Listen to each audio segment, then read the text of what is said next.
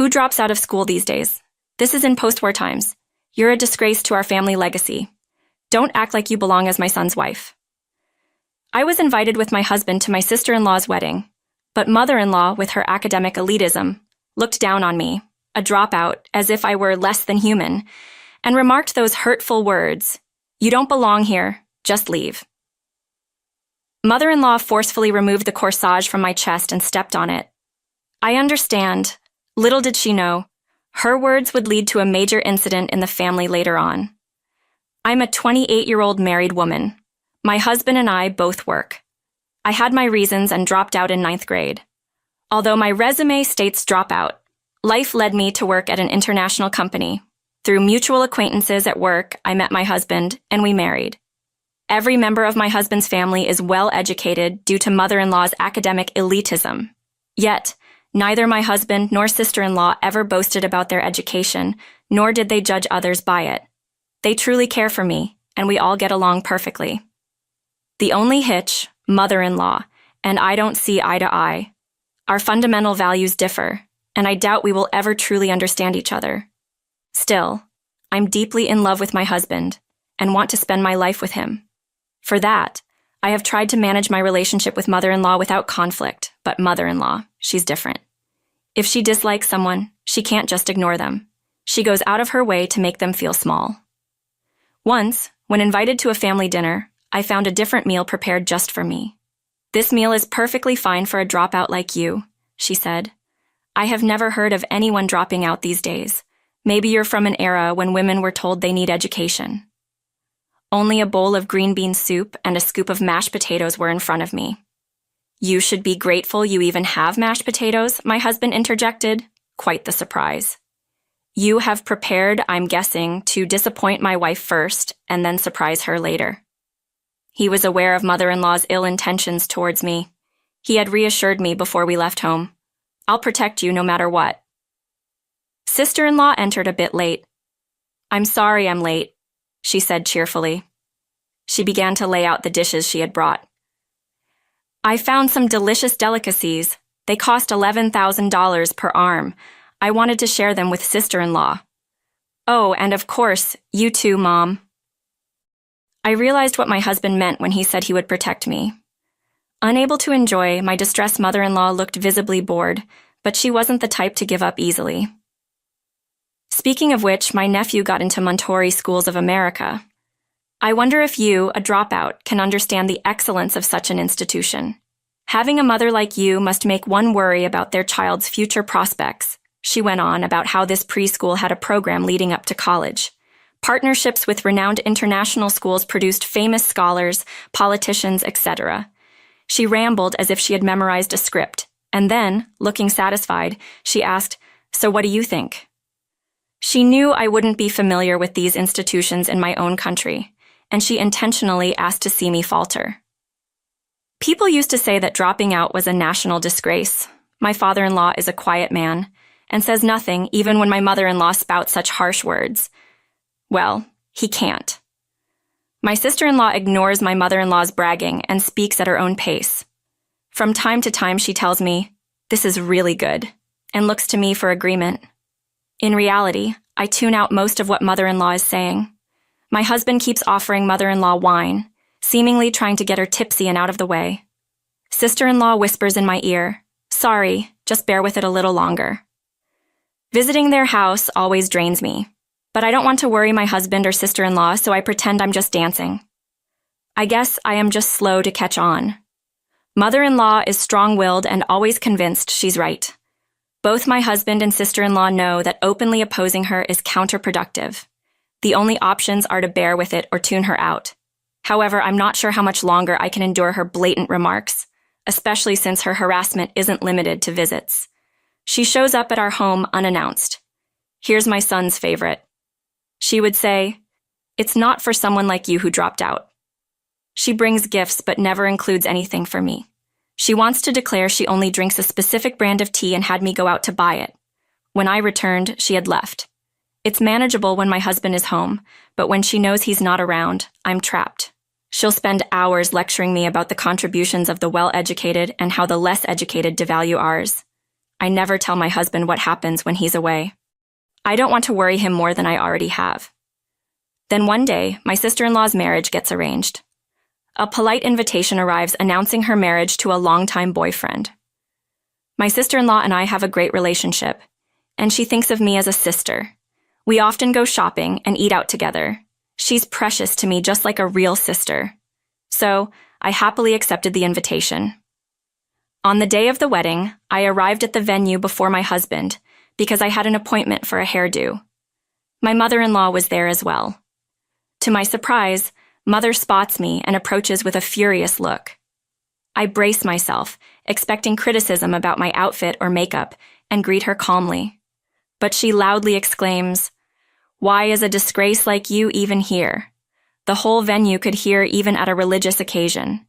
She shows her academic elitism with so many guests present. She seems intent on making an issue out of my educational background. Our family is full of well-educated people.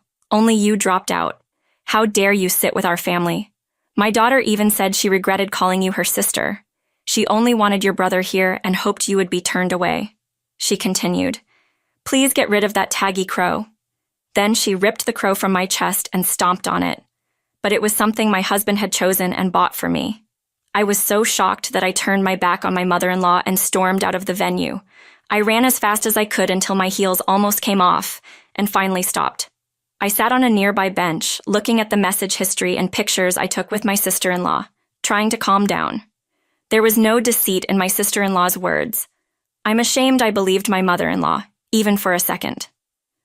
I decided to change my attitude and went back to the venue to celebrate my sister-in-law's happy day. But then, how dare you come back with that dropout face, or do you not understand the meaning of dropouts should leave? There's no place for dropouts here. My mother-in-law kicked the chair where my name was written in the bride's family section. Everyone was tense because of her behavior, especially since most of the guests had already arrived. I didn't let it bother me and sat in the guest section. On my brother-in-law's site, unbelievable! Have you lost your mind? Well, maybe it's too much to ask a dropout to understand social norms. And I missed the mocking laughter of my pale face. Brother-in-law rushed in. "She's the president of a business partner we have. We have a very good relationship and I invited her," he shouted. Actually, I was considering pursuing education until the very last grade.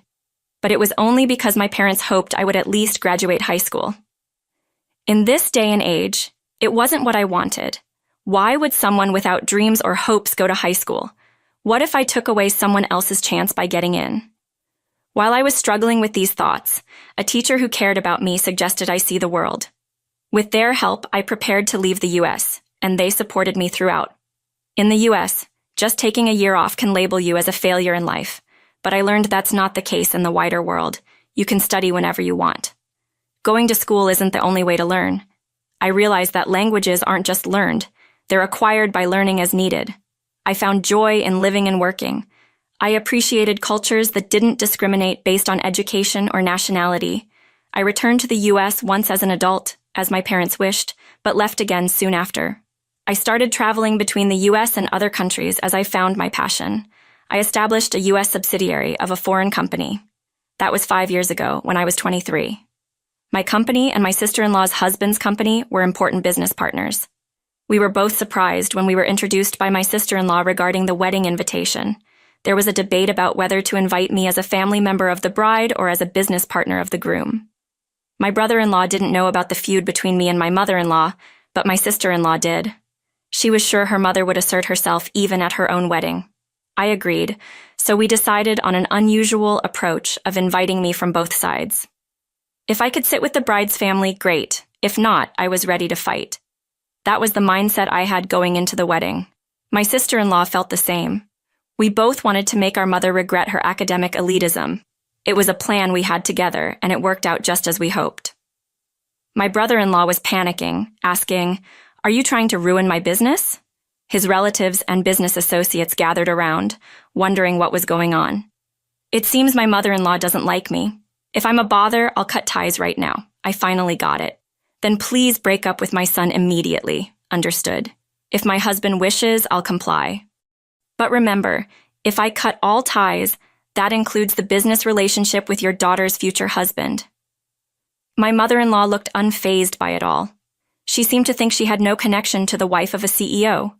But my brother-in-law and his family were visibly upset. Some bowed deeply, apologizing to me and urging me to reconsider, while others confronted my mother-in-law, demanding she take responsibility. Hearing the commotion, my sister-in-law arrived and was furious when she learned what had happened. I was fed up with her academic elitism, but I didn't realize she was so clueless about how businesses work. "No matter how well educated, if you can't use that knowledge, you're just societal trash," she explained to everyone the implication of losing major business partners. My brother-in-law vented, "Do you want to ruin the lives of hundreds of employees? Are you the Grim Reaper?" My sister-in-law added, "Your presence ruins any happiness. Leave and never show your face again. I no longer consider you my mother." My husband added, "I have no intention of leaving my wife. If anyone's cutting ties, it's me with you, Mom." He said, "She's not a part of this. Score her out."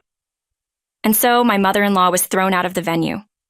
Despite the drama, my sister-in-law's wedding and reception went smoothly. It was an unusual warm-up act, but the ceremony was wonderful, and everyone felt the joy. The newlyweds postponed their honeymoon due to work commitments, but they didn't delay addressing the issue with my mother-in-law. Through a lawyer, they formally severed ties. She was also sued by my brother-in-law's family, who saw her as a threat after her reckless behavior. My husband and I also put our decision to cut ties in writing, adding conditions like not approaching or speaking to us, which our lawyer communicated. Our business relationship with my brother-in-law's company remained strong.